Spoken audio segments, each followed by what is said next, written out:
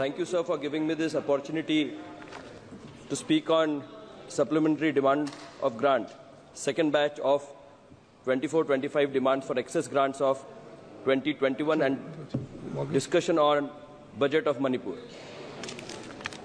Though the second batch of supplementary demands for grants, the Union Finance Ministry is seeking Parliament's approval for rupees 6,78,000 crores in additional spending for year 2024-25, financial year FY25. This includes 52 grants and 3 appropriations.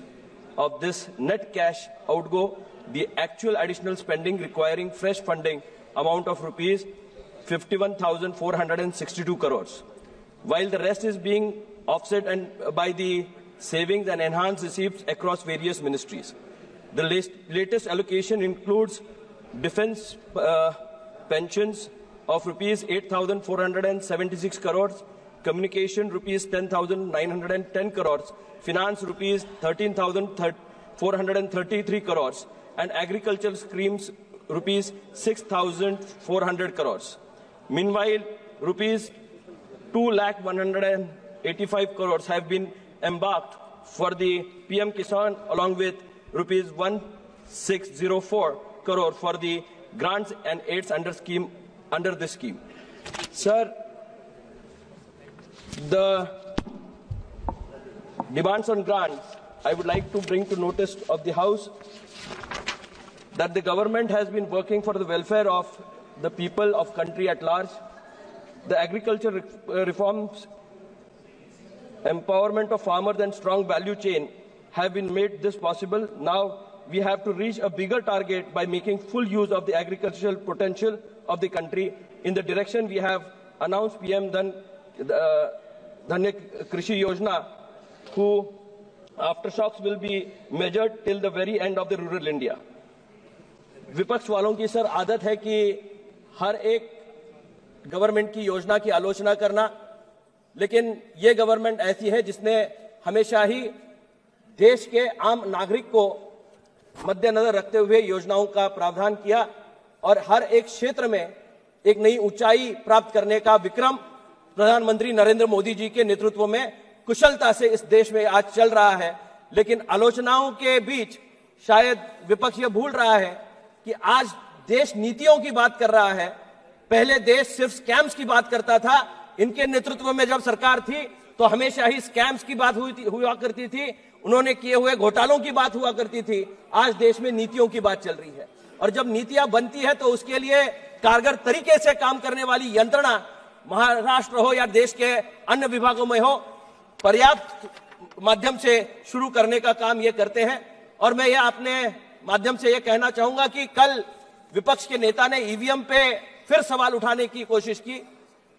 Democratic structure में एक जब acceptance आ जाता है, किसी व्यवस्था में हम लोग विश्वास रखते हैं, तो उसके माध्यम से विपक्ष के नेता भी उसी माध्यम से चुन के इस सदन में आए हुए हैं। इनका सारे सदन का जो मैंडेट है उसको अपमानित करने का और प्रताड़ित करने का काम विपक्ष की ओर से हमेशा किया जा रहा है। उनका यह कहना है कि ईवीएम में घोटाला है और ईवीएम के वजह से हम यहां चुन के आए हैं, ऐसा यहां कहना विपक्ष के लोगों का है। मैं ये कहना चाहूंगा कि अगर ईवीएम में घोटाला है तो हाँ, ईवीएम में हम लोग चुन के आए हैं, वो ईवीएम अलग है और वो जो चुन के आए हैं वो घोटाले वाला ईवीएम अलग है। हमारा ईवीएम यानी economic development vision of Amrit Bharat और मिशन फॉर विकसित भारत, और ईवीएम का हमारा मतलब है कि लीडरशिप एस्टैब्लिश करके आगे ले जाने वाले एक अखंड भारत का सपना साकार करने के लिए हम ईवीएम में आम आदमी को मिशन की तरह यहां देखते हैं और आम आदमी के डेवलपमेंट का मिशन लेके प्रधानमंत्री जी आगे चल रहे हैं। मैं अपनी कॉन्स्टिट्यूएंसीज के कुछ मुद्दों को इस सभागृह के सामने रखना चाहूंगा और जिसको मैं आपके सामने मराठी में ये कहना चाहूंगा, मैंने आपको नोटीस दी हुई है। साहेब, माझ्या मतदारसंघामध्ये वस्त्रोद्योगाचं मोठं सेंटर आहे, दालन आहे। इचलकरंजी हे वस्त्रोद्योगाचं हब आहे आणि त्याच्यासाठी अत्याधुनिक सामग्री निर्माण होणं, टफ सारखी एक चांगली योजना केंद्र सरकारने चालू केली होती। टफ टेक्नॉलॉजी अपग्रेडेशन फंडच्या माध्यमातून संपूर्ण महाराष्ट्रातील या ठिकाणी असणाऱ्या या व्यवसायाला चालना देण्याचं काम चालू होतं. पण अलीकडच्या काळामध्ये याला कुठल्याही पद्धतीचं अनुदान केंद्र सरकारकडनं त्या पद्धतीनं मिळत नाहीये. त्यामुळे खऱ्या अर्थानं यंत्रमाग धारकांना मोठ्या अडचणींना सामोरं जावं लागतं. आणि म्हणूनच आमची मागणी या ठिकाणी राज्याकडनं या ठिकाणी केंद्र शासनाला आहे की आपने यह योजना फिर से कार्यान्वित करनी चाहिए और इन्होंने इसमें पहुंचना बहुत ज़रूरी है. AI प्रणाली जो है वो टेक्सटाइल में आ गई है. AI हम एकीकृत प्रणाली से हम उनको किस तरह से दे सकेंगे इस उद्योग के लिए, और उसके लिए ये काम करना बहुत ज़रूरी है. इसलिए मुझे आपको ये बताना है कि सरकार का एक केंद्र स्थान के रूप से यहाँ पे देखा जाता है, इसको देखा जाता है, और यहाँ तक पहुँचने का काम सरकार ने किया हुआ है. आज हमारे का एक बहुत बड़ा जिम्मेवारी उनके तरफ हमारी है. मैं जिस क्षेत्र से आता हूं वहां गन्ने की बहुत बड़े पैमाने पे खेती की जाती है, और गन्ने की आय है उसको अगर हमको उसको अगर बढ़ाना है तो उसके लिए कुछ धोरण निर्माण करना केंद्र शासन के माध्यम से बहुत जरूरी है. जिसमें मैं ये सुझाव देना चाहूंगा कि इथेनॉल का यूज अभी जो 25% है अगर वो 50% तक लेके गया जाए और उसको इथेनॉल का रेट एक स्टैंडर्ड रेट अगर मेंटेन किया जाए तो किसानों को भी ज्यादा आमदनी इसमें से मिलने की संभावना है. और दूसरा, जो पेट्रोल के बढ़े हुए भावों के बारे में बात की जा रही है उसमें भी बहुत अच्छे तरीके से कंट्रोल लाने में हम लोग सफल हो सकते हैं. दूसरा सर, डोमेस्टिक यूज के लिए कंज्यूमेबल शुगर जो यहाँ यूज की जाती है, घर पे लगने वाली शुगर बहुत कम रहती है सर. टोटल इंडिया की पॉपुलेशन के सिर्फ जो शुगर निर्माण होती है उसमें से सिर्फ 30% शुगर ये डोमेस्टिक यूज के लिए दी जाती है. 70% शुगर जो है वो कमर्शियल यूज के लिए दी जाती है. तो उसमें पेप्सी कोला जैसी कंपनियां हो, कैडबरी जैसी कंपनियां हो, दो अगर अलग अलग रेट इन दोनों माध्यमों को लिया जाए, सस्ते दामों में किसानों के लिए मिले, आम जनता के लिए मिले, और जो कारपोरेट इंडस्ट्री इसमें आ रही है उसके लिए अगर अलग रेट हो तो निश्चित रूप से जो गन्ना किसान उत्पादक है उसके लिए बहुत बड़ी सहूलियत इसके माध्यम से होने वाली है. तो मैं ये सरकार से मांग करना चाहूंगा कि आप ये डिमांड्स ऑफ ग्रांट्स में इसका इंक्लूजन करें कि जिसके माध्यम से खेती में और अच्छी प्रोग्रेस हमारे यहाँ हो सके. दूसरा सर, एक महत्वपूर्ण विषय पंचगंगा नदी प्रदूषण का मैं आपके माध्यम से सरकार के पटल पे लाना चाहूंगा. एक प्राधिकरण बनने की जरूरत है. आज हमने प्रयागराज में इतना बड़ा उत्सव मनाया कि जिसके माध्यम से पूरे दुनिया में अपने देश की प्रशंसा हो रही है. लेकिन मेरे कॉन्स्टिट्यूएंसी में पंचगंगा नामक जो नदी है उसको रिवर ऑफ पॉइजन के नाम से पहचाना यहाँ ग्लोबली जा रहा है. बहुत ही अशुद्ध पानी पीने का प्रॉब्लम हमारे यहाँ बरसों से चले आ रहा है. इसके लिए एक स्पेशल प्राधिकरण का कॉन्स्टिट्यूट होना बहुत जरूरी है कि जिसके माध्यम से इसका मॉनिटरिंग हो और निश्चित रूप से लोगों को शुद्ध और मुबलक पानी पीने के लिए यहाँ हमें प्रमोट करना पड़े. तीसरा विषय सर, अलमट्टी नामक एक नया डैम, जो पुराना डैम है उसकी ऊंचाई बढ़ाने का काम केंद्र सरकार और राज्य सरकार वहां की कर रही है.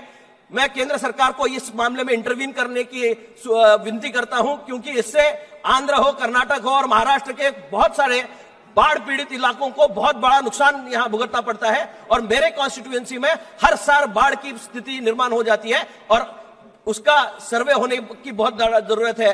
और निश्चित रूप से जो ऊंचाई बढ़ानी है उसका काम यहां रुकना चाहिए.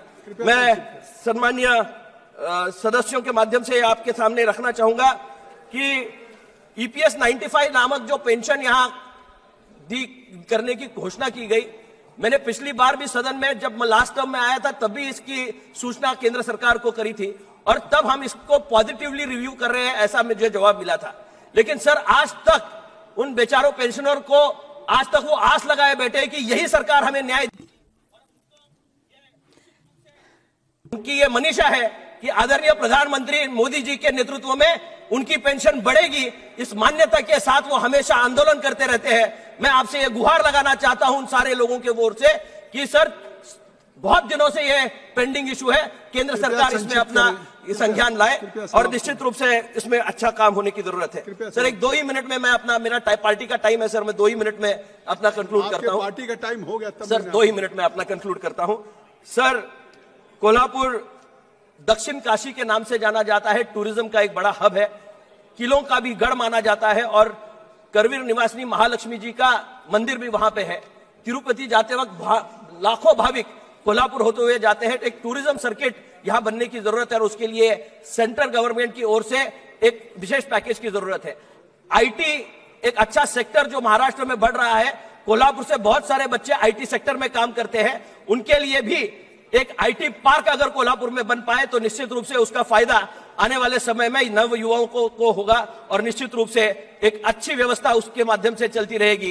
एक आईटी पार्क कोल्हापुर की जरूरत है और इसके लिए आपके माध्यम से सरकार को सूचना दी जाए। मैं एक लास्ट अपनी पंक्तियों के साथ अपना भाषण खत्म करूंगा।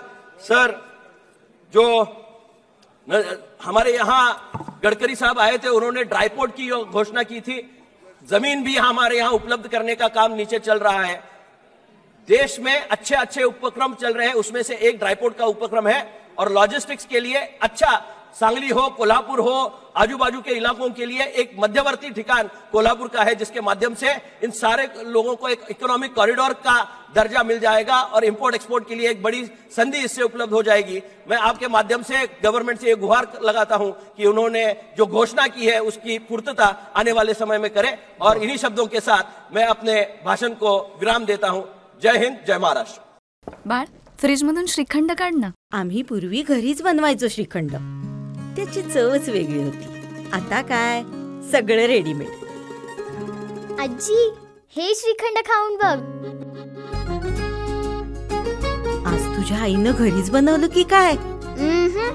हे आहे गोकुळचं श्रीखंड, अगदी जिभेवर रेंगाळणार। जिभेवरच नाही तर मनावरही रेंगाळणार। गोकुळ श्रीखंड, मनावर रेंगाळणार।